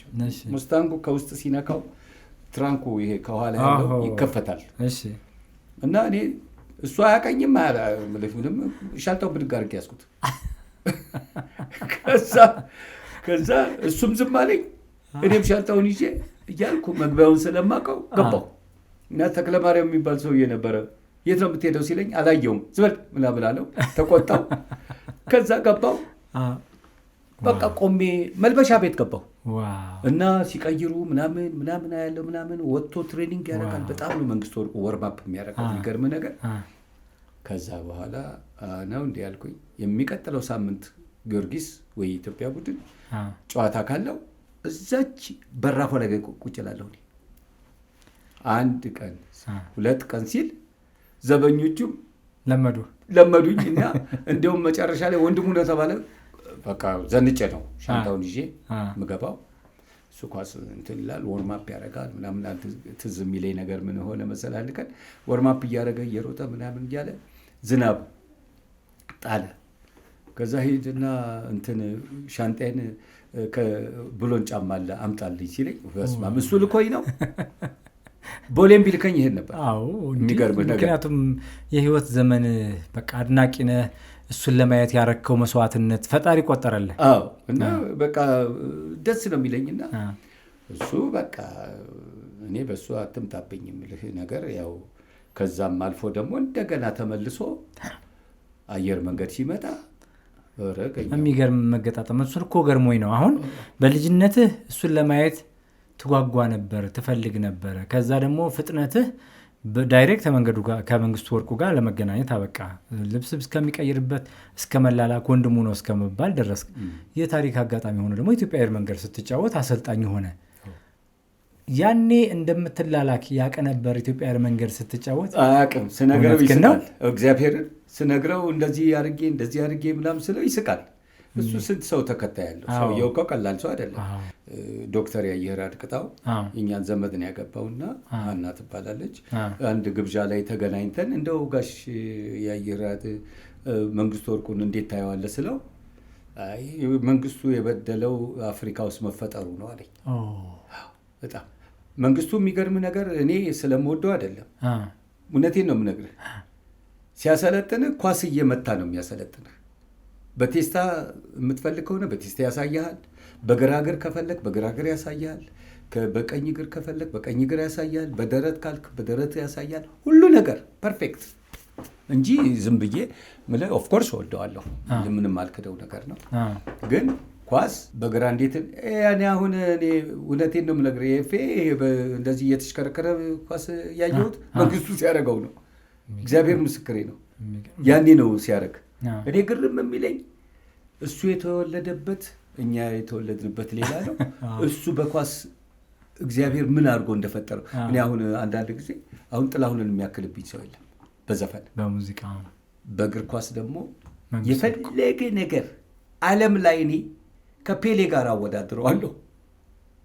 እኔ በቃ መንግስቱ ወርቁ በእውነት ብዙዎቹ እንደሚሉት አፍሪካ ውስጥ መፈጠሩ የቢዝነስ ጭንቅላት አለመኖሩ በቃ እንደው እንጂ እኔ መንግስቱን የሚያክልብኝ የሚገርም ነው። በአንድ ወቅት ዶክተር ሰለሞን በርሄን ኢንተርቪው ሳደርገው ምን አለኝ መሰለህ፣ ሰምቼው አላቅም። እሱን ቃል ራሱ ተነጣጥለው ላቃቸው እችላለሁ። ልዕለሰብ ነው መንግስቱ ወርቁ፣ ልዕለሰብ ነው እና ጠቅ አድርጎ ሰቅሎ ነው በቃ የነገረኝ። እና ሰብዕናውም ራሱ የሚገርም ነው።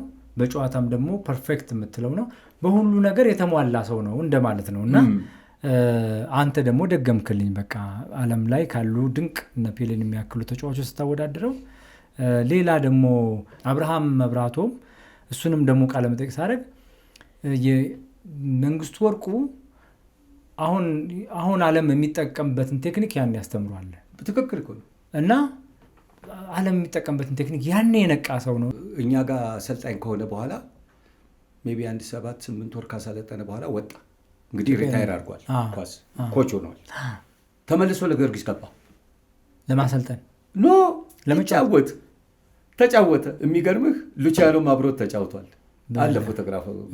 ከመብራት ኃይል ጋር ሲጫወቱ የመብራት ኃይል ተጫዋች በጣም ኃይለኛ ተስፋዬ ስዩም እንደ ወንድም የማየው በጣም የኢትዮጵያ ቡድን ተጫዋች በአሜሪካን ሀገር ስገባ ቤቱ ያስቀመጠኝ አምላክ በነፍሱን በገነት ያኖርልኝ። በጣም ወንድሜ ነው፣ በጣም የምወደው እሱ። ከወሎ መጥቶ ተስፋዬ ስዩም መንግስቱን በስም ነው እንጂ የሚያውቀው በአካል አያውቀው። አገባባቸው መንግስቱ ሄዲንግ በቴስታ እና ለምን አልያዛችሁት ምናምን ይባባሉ የለ ሲነግረኝ፣ ለምን መጀመሪያ መንግስቱ ነው አላላችሁኝም? እሱ ነው መንግስቱ ያዝ አላላችሁኝም ብሏል። ሪታየር ካረገ በኋላ የሚያገባቸው ኳሶች መንግስቱ ተወበ ቦርን ነው ማለት በቃ ለኳስ የተፈጠረ ሰው ነው ብሎ መደምደም። ከዛስ በኋላ ከመንግስቱ ወርቁ ጋር በተለየ መንገድ በጣም ቅርርብ ነበራችሁና እንደው በቅርብ ተገናኝታችሁ የሚመክርህ የሚነግርህ ቃል ነበር የምታስታውሰው? እንደው አእምሮህ ላይ ተቀምጦ አሁን ድረስ አቅም የሚሆንህ? መንግስቱ የሚገርም ነገር እኔ ስለ ኳስ አብረን ቁጭ ብለን አላወራንም፣ ግን ብዙ ጊዜ ያገኘው ነበር። እንደ ቤተሰብም ነን። አሁን ባለቤቱንም አውቃታለሁ ወይዘሮ አልማዝን፣ ልጆቹንም አውቃለሁኝ አሉ እነ ዳዊት ቤቢ ያለ ሚሚሹም ሜለን የምትባላለች አውቃቸዋለሁ። እና በጣም አሁን በጣም እንደ ቤተሰብ ነን የነበር ነው። ነፍሱን በገነት ያኖርልን። ጆኒ አንተ እኮ ወደፊት እንደዚህ ትሆናለህ ወይ ደግሞ እንደዚህ ነህ ምናምን ብሎ ያንተን ወደፊት የኳስ አቅጣጫ የነገረበት አጋጣሚ ይኖራል? ኳስን መንግስቱ የሚያሳይህ ሰው ሲመርጥ እኔ አሁን ብዙ ልጆች ይነግሩኛል፣ እኛ ከወጣም በኋላ የተመረጡ በሱ በቃ ፐርፌክት ተጫዋቾች ነው የሚመርጠው። ያውቀዋል፣ ኳሱን ስለሚያውቀው አመራረጡን የሚያውቃል። የሚገርምህ ነገር እኔ አሁን አንዳንድ ልጅ 1-2 ልጆች ለምሳሌ ብነግርህ ኤልፓ እኛ ከወጣም በኋላ ነው፣ እኛ አሁን በቅርብ ነው የምንተዋወቀው። ጠንከር የሚባል ልጅ ከቤንች ነው የመረጠኛል። በኋላ ምን ሆነ ይሄ ልጅ ለኢትዮጵያ ቡድን ኃይለኛ ተጫዋች ጎል አግቢ ሆነ። አብዲ የሚባል ልጅ አለ። አብዲ ቬጋስ ነው የሚኖረው ከቢተው ጋር እሱም በጣም ጥሩ ናይስ ልጅ ከሰው ጋር መንግስቱን የመረጠው በአጋጣሚ ስጠይቀው መንግስቱን የመረጠው ከጓደኞች መሀል አያያ የሚባሉ ሰብስቤ እነሱን ሁሉ የመረጣቸው ኳስ እንዴት እንደሚጫወቱ በቃ በደንብ የነገራቸው ያሳደጋቸው እነገብሩ እና መንግስቱ ነፍሱ በገነት ትኑር። አሜን።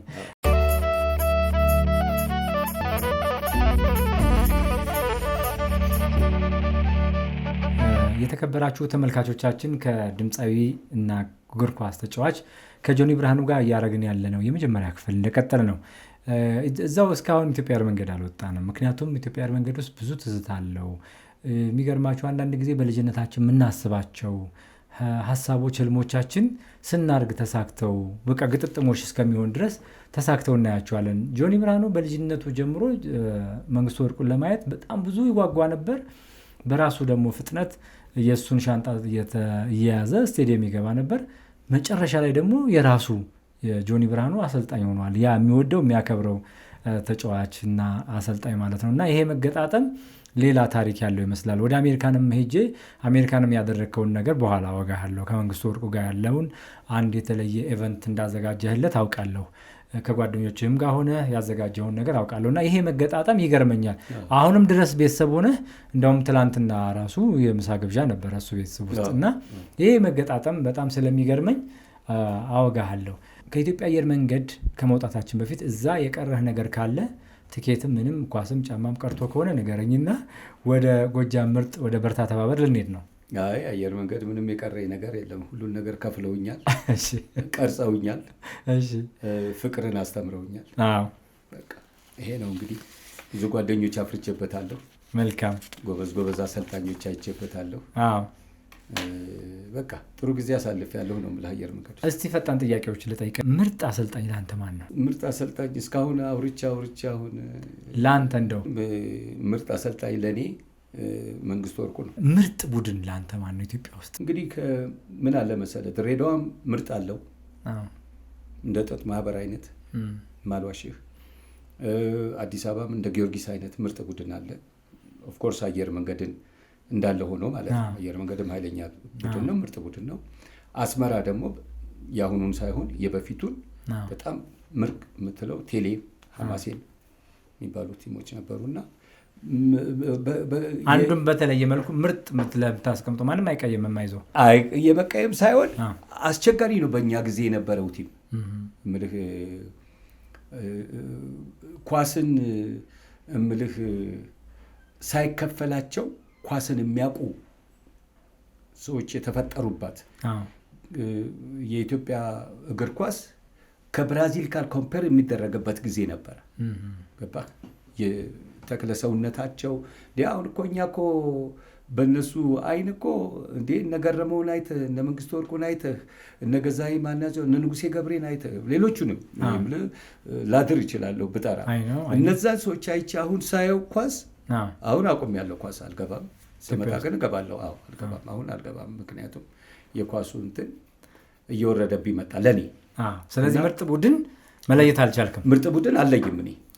በጣም ማትረሳው ጎል የማንም ሊሆን ይችላል፣ የራስም ሊሆን ይችላል፣ የሌላም ሰው ሊሆን ይችላል። ማትረሳው ጎል በዚህ ወቅት የዚህ ጎል አይረሳኝ የምትለው አለ? ብዙ ማረሳቸው ጎሎች አሉ፣ ግን በጣም በቃ ማረሳው የ10 የአፍሪካ ዋንጫ አዲስ አበባ ላይ ነበር። በዛን ጊዜ አየር መንገድ ቲኬት ሰጥቶኛል። ሰለሞን ሽፈራው ደግሞ ቤስት ተጫዋች የነበረው እሱ ደግሞ አንድ ቲኬት 2 ቲኬት ይሰጣቸዋል መሰለኝ። አንዱ ለእኔ አንዱ ለጋሽ ሽፈራው ለአባቱ ይሰጣል። እና በቅርብ ሆኜ የመጀመሪያው ጨዋታ ኡጋንዳና ኢትዮጵያ ቡድን ነበር የሚጫወተው። የሚገርም ነገር ከካታንጋ እንትን ካሳውን ተካ ነው ክሮስ ያደረገለት። በቃ በምን አይነት ተአምር የኡጋንዳ በረኛ ላይ ያገባው የሰለሞን ሽፈራው ጎል እስካሁን አይኔ ላይ ነች። ምንም ጓደኛ ቢሆን ያው እንግዲህ ዓለም የሚያውቀው ነው። የስቴዲየም ውስጥ የነበረ ሰው እኔ እንደዚህ በወገናዊነት ነገር አልሄድም። በትክክል ነው የምናገረው። እኔ ስጠላም ስወድም እንደዛ ነው። ግን በቃ የሰለሞን ሽፈራ ጎል እስካሁን አይኔ ላይ ነው። የመዝለሉ የአገባቡ ቴስታን ያገባው እንዲያውም በነገር ላይ ሰለሞን እኮ ስሙ ተቀየረ። ከዛ በኋላ ማ ተባለ? ችቦ ተብሏል። ለምን ችቦ ተባለ? ችቦ የተባለበት ምክንያት ሰለሞን ተሰማ የሚባል ጋዜጠኛ ነበር። ነበር። ችቦ በራ አለ። ያን ቀን ስቴዲየሙ ተቀጣጠለ። በቃ ጋዜጣ ያቀጣጥሉ ነበር። ጋዜጣው ስላሉት ችቦ በራ ተባለ። ሰለሞን አሁን እንደውም ወደ እኔ ነኝ እንጂ ሰለሞንም ብለው ሰለሞን ችቦ ነው የሚባለው። በጣም ደስ ሲል ድንቅ ተጫዋች። ስለዚህ እሱ ጎል አይረሳም። በጣም የምትወደው ቁጥር 1 ዘፋኝህ ለአንተ ማን ነው? ከአንተ ቀጥሎ አንተ ትቀዳለህ እኮ እባክህ። አሁን እኔ የምልህ ጭራለ መድረኩ ዝናው ተቀነሰ፣ ጭራለ መድረኩ ዝናው ተቀነሰ፣ ኩራቱ ነበረ ጥላሁን ገሰሰ፣ ኩራቱ ነበረ ጥላሁን ገሰሰ። በትዝታ ዘፈኔ ላይ ሁሉ ጥላሁን ገሰሰ እያለ አሁን ሌላ ሰው እንድልህ ትፈልጋለህ? ጥላሁንን የሚያክልብኝ የለም። መልካም። ነፍሳቸውን ይማር አባትህ በህይወት ዘመናቸው እያሉ ምን አይነት አባባል ይነግሩህ ነበር? ምን ይሉህ ነበር? ግን እማትረሳው አባቴ እኮ እንዲህ ብሎኝ ነበር ብለህ እማትረሳው ምን አለ እስቲ? ብዙ ነገር ይነግራል አባቴ። በትምህርታችን ጥሩ እንድንሆን ይነግራል። እንደ አባባል የምትይዘው ለምሳሌ ዶክተር ሰለሞን ስጠይቀው አባቴ ሰው ሁን ይለኝ ነበር እና ሰው አይደለሁም እንደ ብዬ ብዙ ጊዜ ጠይቄ ነበር። ለካ ሳድግ ነው የገባኝ አለኝ። ልክ እንደዚህ ሁሉ አንዱ ሲመክረኝ አለ ና እኔ ከመመክርህ እንካዳምጥ ብሎ የዓለማዊ እሸቴን ሙዚቃ ተማር ልጅ የሚለውን ይጋብዘኛል አለና መማር የትምህርት የህይወት ቁልፍ መሆኑን ይነግረኝ ነበር አለና እንዲህ አይነት አባባሎች አባቶች ለምን ለእኛ እነሱ ስለሆነ የሚመሩን ለነገ ህይወታችን የተሻለ ምክር ይመክራሉ። ላንቀበላቸው እንችል ይሆናል እኮ እድሜውም አለ ምንም አለ። ግን እንደው ምን ይሉ ነበር ለሌላ ሰው ትምህርት? እኔ አባቴ ብዙ የሚናገር አይነት አይደለም። በጣም በጣም ቤተሰቡን የመሰረተ አባቴ ነው። ይህን ያክል ግን እንደዚህ ሁን እንደዛ ሁን አትሁን ያው ጭቅጭቃችን በኳስ ነው እንጂ እንዲህ ነው እንዲህ ሁን ብሎኝ አያውቅም። በቃ አይደል ይህን ያክል ንግግር ነገር የለውም። በአክሽን ነው የሚያሳይ ከፈለገ። ማዘርስ ምን ይሉ ነበረ? የእናቶች ምክር ሁልጊዜ ልጃቸው እንዳይወድቅ እንዳይሰበር የነገ ህይወቱ የተሻለ እንዲሆን ነው ይመክሩት እና ቁጣቸውም ከዛ የሚመነጭ ነው። በሌላ ምንም ነገር የለም። የእናቶች ቁጣ የልጃቸውን ጤንነት፣ ደህንነት እና የነገ የተሻለ ህይወት ከመጠበቅ አንጻር ነው እና ምን ይሉ ነበር እስቲ? እንዳልኩ እኔ ብዙውን ጊዜ ከአያቴ ጋር ነበርኩ። አያትም ሊሆኑ ይችላሉ የሚናገሩት እና ምልህ ሰውን እንድናከብር እኛ ቤት ውሸት አይወደድም። ውሸት ከተናገርክ ከባድ ነው። በእግዚአብሔር እንድታምን ጥሩ እንድትሆን ቤት እንግዳ ሲመጣ እንድናከብር ነው እንጂ ሌላ ብዙም የማስታውሰው ነገር የለም። መልካም። በአንድ ወቅት ግን የአባትን መኪና ሳትናገር ይዘወተ ነበር አሉ። እሱ እውነት ነው? የአባቴን ሳይሆን የአባቴን አለቃ የአጎቴን መኪና ሂልመን የምትባል መኪና ነበረች እና ሁሌ ሲነዳ አየዋለሁ እና ያው አንደኛ ማርሽ ወደ ታች እንደሆነ አውቃለሁ። ፍላሚንጎ ሰፈር ውስጥ መኪና መንገድ አለ። እቁብ ሊጥል ይሁን እድር መሰለኝ ሄዶ እንዴት እንደሚነሳ አውቃለሁ። በፍራንክ ነው ማስነሳው። ስሙኒ የሚባል ስሙኒ አስገብቼ እንዲህ ስለው ትርክ ይላል። አውጥቼው መኪናውን ፍላሚንጎ ደርሼ በአንድ ማርች ነው ይጮሃል መኪናው፣ ምክንያቱም አልቀይርለትም።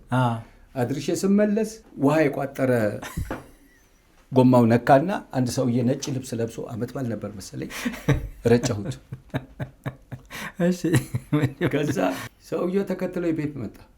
ብለምለው ለእናቴ ነገራት።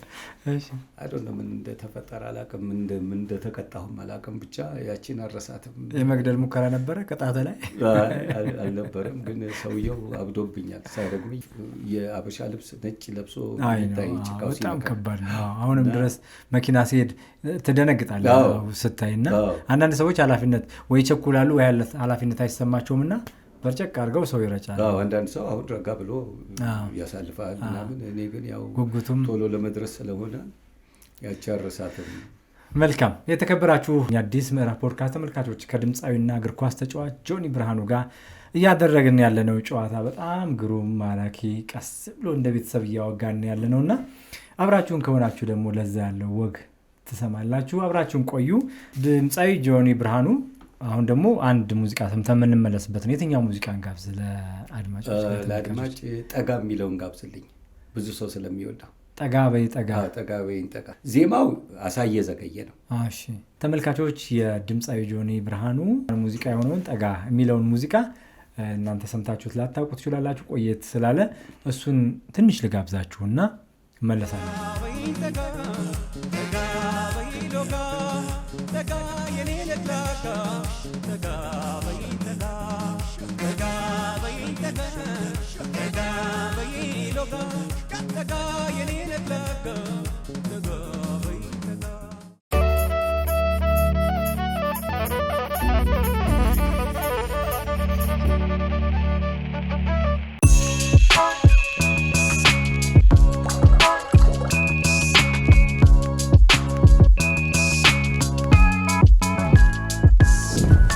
እንኳን ደህና መጡ እንሰት ሬስቶራንት። ኳስ ጨዋታን በአካል ተገኝቶ እንደመመልከት፣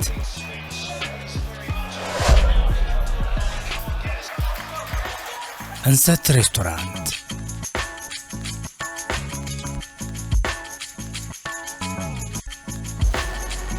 በምግብ እልፍኛችን በቤት ጣዕም ልክ ባህላዊና ዘመናዊ ምግቦችን በአንድ ማዕቀፍ የሚያገኙበት፣ ከውጭም ሆነ የሀገር ቤት እንግዶች ሁሉም እንደ ቤታቸው የሚያሳልፉበት የሚዝናኑበት፣